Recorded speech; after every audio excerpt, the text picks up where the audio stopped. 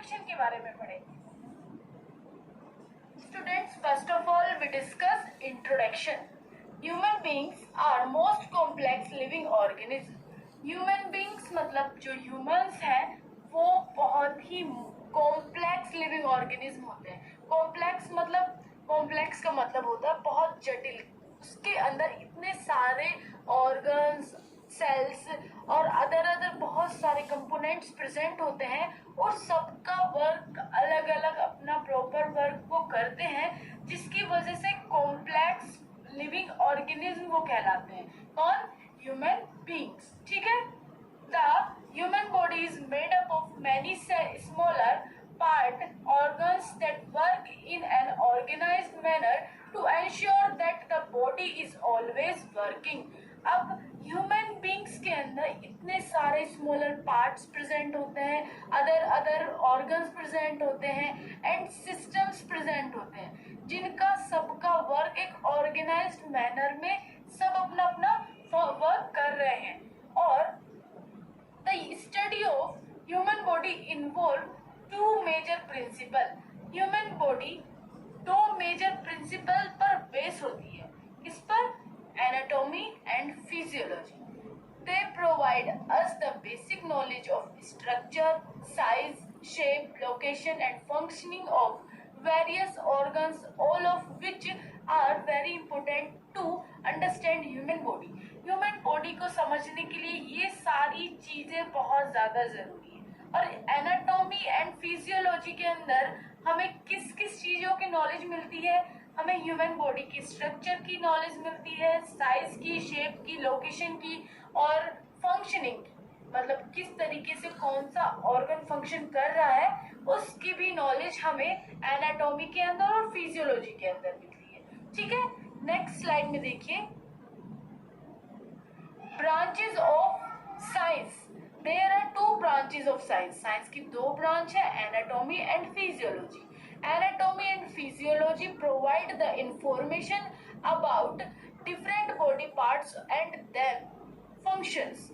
अब anatomy and physiology क्या करते हैं? इंफॉर्मेशन हमें प्रोवाइड करवाते हैं डिफरेंट बॉडी पार्ट्स की और उसके फंक्शन की। हमारा बॉडी पार्ट जैसे हार्ट है, क्या वर्क कर रहा है, उसका फंक्शन क्या है एंड किस पोजीशन पर वो लोकेटेड है, तो सभी चीजें एनाटॉमी और फिजियोलॉजी के अंदर आ जाती है। एनाटॉमी का मतलब क्या होता है? जो हमारी स्ट्रक्चर होती है, जैसे किसी हमारी पूरी बाहर की आपको स्ट्रक्चर दिखाई देती है एंड किसी भी ऑर्गन की बाहर की स्ट्रक्चर की स्टडी हम एनाटॉमी के अंदर करते हैं। फिजियोलॉजी के अंदर हम किस चीज की स्टडी करते हैं? फिजियोलॉजी के अंदर हम फंक्शन, हार्ट का फंक्शन क्या है, किडनी का फंक्शन क्या है, लंग्स का फंक्शन क्या है, तो फिजियोलॉजी मतलब उसका फंक्शन किस तरीके से हो रहा है वो हम फिजियोलॉजी के अंदर पढ़ते हैं। ठीक है। Next, anatomy. It is the branch of science that deal with the study of structure of different organ of human body. वही बात जो मैंने बताई अभी, ह्यूमन बॉडी के जो ऑर्गन्स, अलग अलग ऑर्गन्स हैं, उनके स्ट्रक्चर्स के बारे में जो हम स्टडी करते हैं वो हम एनाटॉमी के अंदर करते हैं। देन आ जाता है फिजियोलॉजी पर। Physiology, it is the branch of science that deal with the normal functions of living organism and there parts.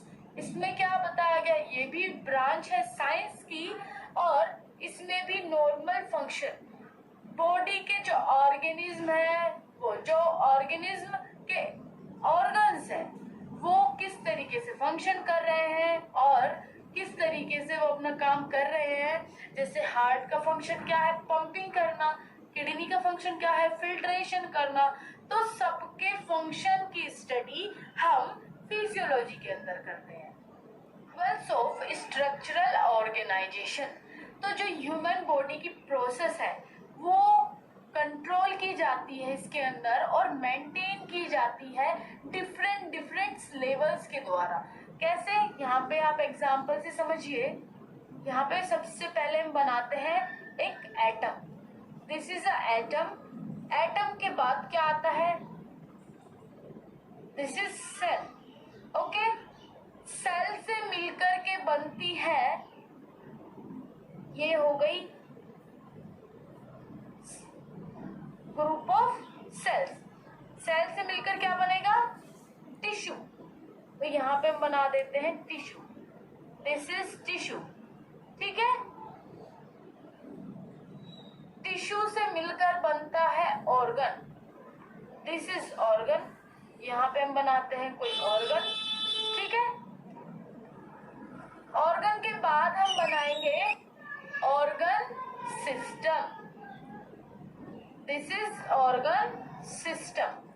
तो हम ऑर्गन सिस्टम इस तरीके से बनाएंगे। ये सिस्टम कुछ इस तरीके से। ओके, तो यहाँ ये हो गई इंटेस्टाइन। ओके, अब इस चीज को आप समझने की कोशिश कीजिए। यहाँ पे बताया गया है level of structural organization. Human body control करती है और मेंटेन करती है डिफरेंट लेवल्स के द्वारा इनकी प्रोसेस को। अब सबका फंक्शन अलग है। एक सेल है, सेल ही क्या है? एक बेसिक यूनिट है लाइफ की। ओके, सेल से मिलकर के टिश्यू बनेगा, टिश्यू से मिलकर के ऑर्गन बनेगा, ऑर्गन से मिलकर के ऑर्गन सिस्टम बनेगा। This is cell, this is tissue, this is organ, this is organ system. अब ऑर्गन सिस्टम क्या करता है? अलग अलग ऑर्गन सिस्टम का काम हो सकता है। जैसे कि हम ले लेते हैं, ये कौन सा सिस्टम है? डाइजेस्टिव सिस्टम है। ठीक है, ऐसे ही कार्डियोवास्कुलर सिस्टम होता है, रेस्पिरेटरी सिस्टम होता है। डाइजेस्टिव सिस्टम में क्या होता है? फूड को डाइजेस्ट किया जाता है। रेस्पिरेटरी सिस्टम क्या होते हैं? जो हमारी बॉडी के लंग्स है वो रेस्पिरेटरी सिस्टम के अंदर आ जाते हैं। और कार्डियोवास्कुलर सिस्टम के अंदर हम हार्ट की पूरा फंक्शन स्टडी करते हैं हार्ट का। ठीक है, तो उस तरीके से ऑर्गन सिस्टम का अलग वर्क हो गया। देन आ जाते हैं ऑर्गन पे। ऑर्गन क्या करेंगे? ऑर्गन से मिलकर ऑर्गन सिस्टम बनता है। एक ऑर्गन है जैसे कि ये है ऑर्गन लंग्स, ये है हार्ट। इस तरीके से हार्ट बनाते हैं।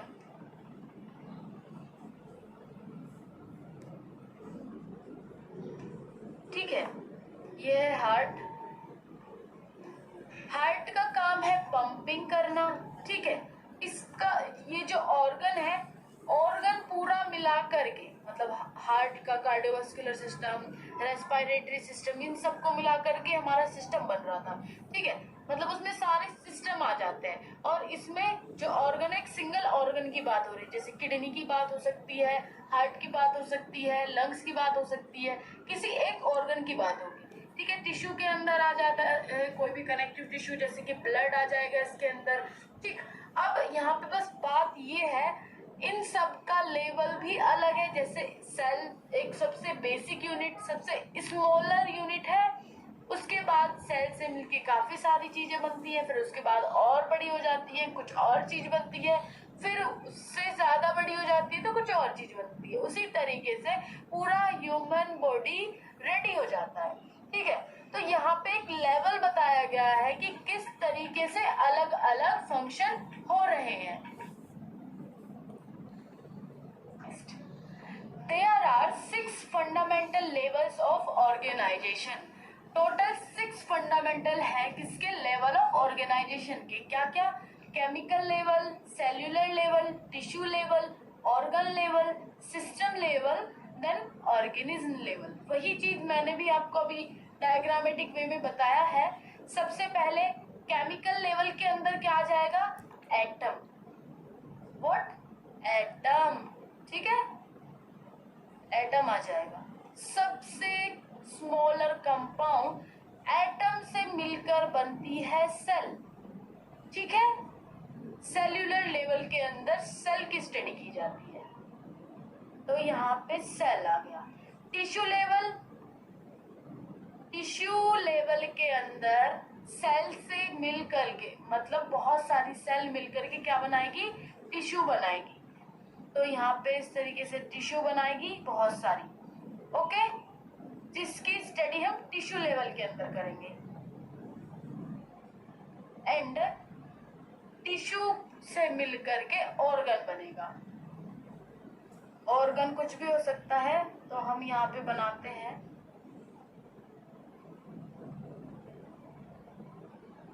This is kidney diagram.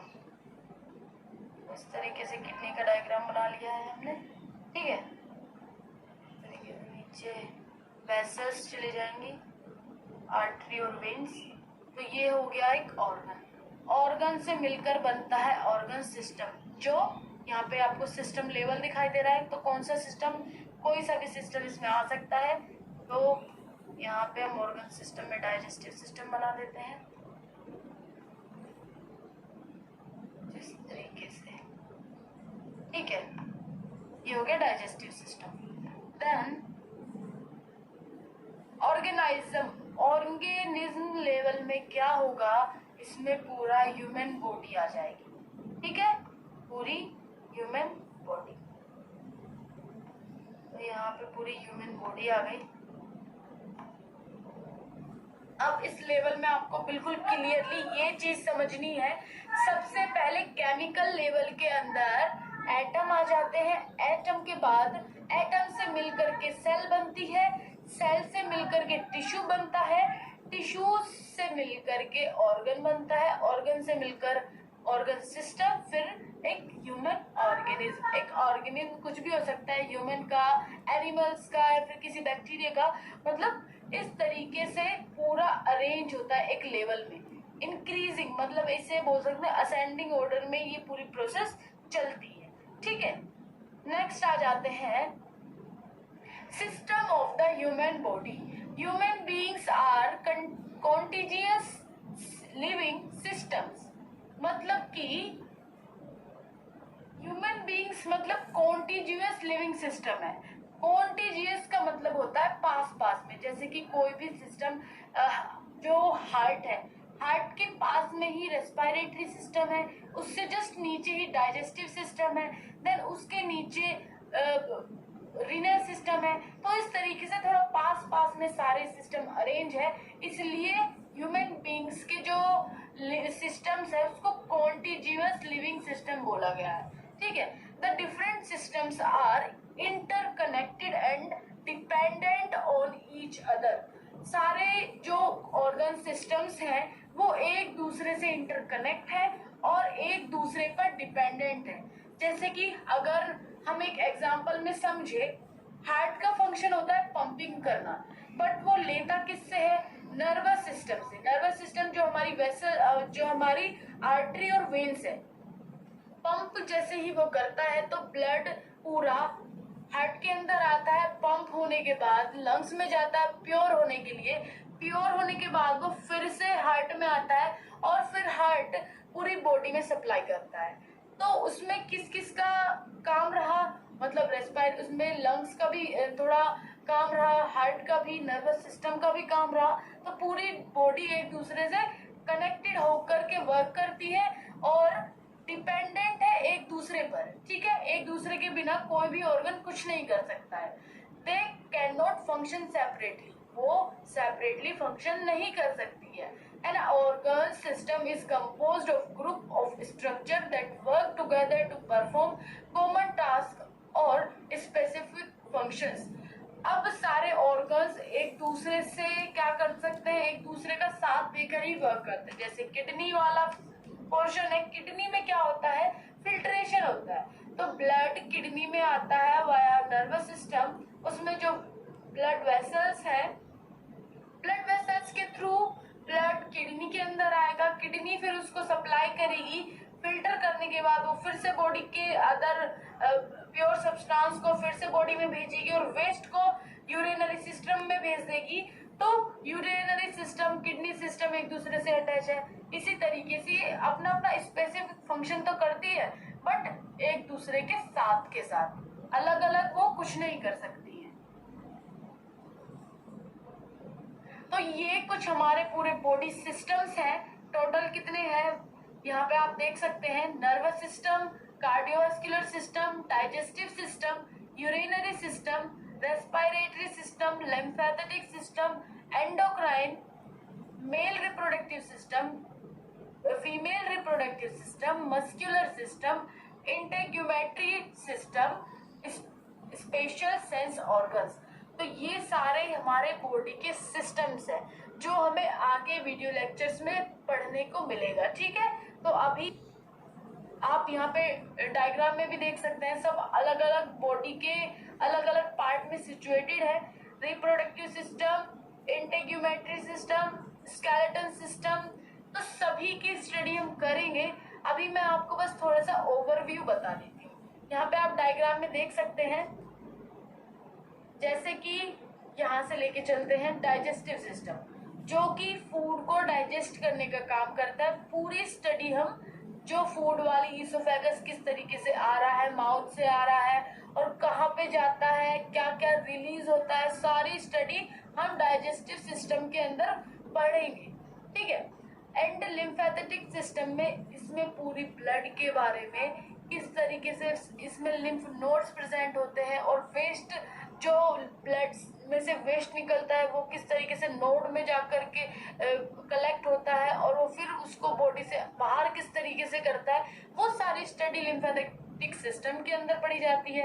Endocrine system, endocrine system में ग्लैंड्स के बारे में बताया जाता है, जो हमारे बॉडी के हार्मोन्स रहते हैं उसके बारे में।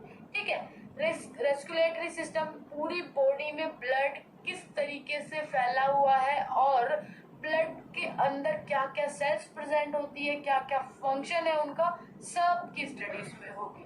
नर्वस सिस्टम के अंदर जिस तरीके से हमारी बॉडी को कुछ भी टच हो जाए तो हमें एकदम से इंफॉर्मेशन मिल जाती है, उसी की स्टडी हम इसमें करते हैं। इसमें इंफॉर्मेशन ब्रेन तक ले जाई जाती है और ब्रेन से फिर रिएक्शन मिलता है, तो पूरा किस तरीके से वो प्रोसेस होता है वो सब आपको इसमें बताया जाएगा। मस्कुलर सिस्टम में मसल्स की भी स्टडी होती है, स्केलेटन सिस्टम में हड्डियों की स्टडी होती है, इंटेग्यूमेटरी सिस्टम में स्किन की स्टडी की जाती है, रिप्रोडक्टिव सिस्टम में जेनिटल पार्ट्स की स्टडी की जाती है, यूरिनरी सिस्टम में किस तरीके से वेस्ट मटेरियल बॉडी से एक्सक्रीट आउट होता है उसकी स्टडी होती है। रेस्पिरेटरी सिस्टम में एयर पासेज की स्टडी की जाती है, किस तरीके से हम ऑक्सीजन लेते हैं, कार्बन डाइऑक्साइड छोड़ते हैं, उसकी स्टडीज में की जाती है। तो सभी सिस्टम्स हम अलग अलग अगले लेक्चर्स में पढ़ेंगे, तो पूरे लेक्चर्स आप देख ही सकते हैं।